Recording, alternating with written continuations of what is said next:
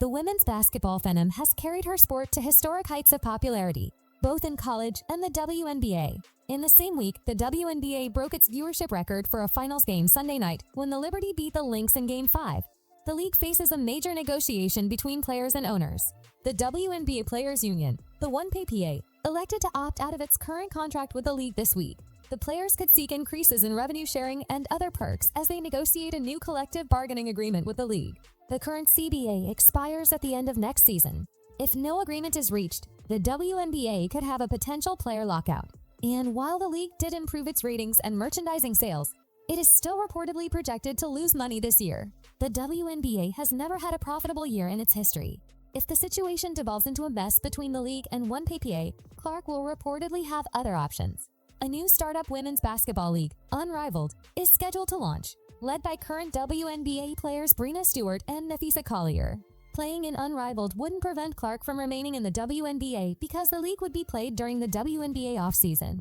However, Unrivaled will look to compete financially with the WNBA. The biggest difference between this new league and the WNBA is Unrivaled would feature a 3-on-3 format rather than 5-on-5. That means a greater emphasis on a smaller number of players. Unrivaled will only have 30 players in its first season, cutting down on the cost of salaries for hundreds of players like in the WNBA. A 3-on-3 format would make Clark more important on the court and presumably off of it too. Clark broke several WNBA records this season, including the single-season assist records and rookie scoring records, among others. She led the Indiana Fever back to the playoffs for the first time in 8 years, and no player brought more eyeballs to women's basketball than Clark. The 15 most-watched WNBA games this past season all included her. Unrivaled is preparing to offer Clark a deal similar to the one that brought soccer legend Lionel Messi to MLS in the U.S. last year, according to a report by Front Office Sports.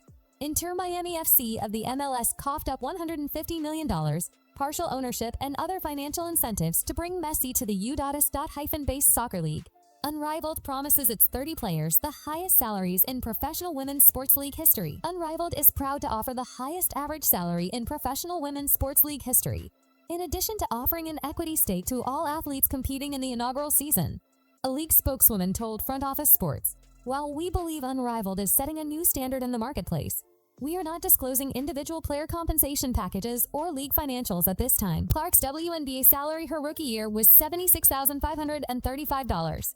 Next year, her salary will go up to $78,066.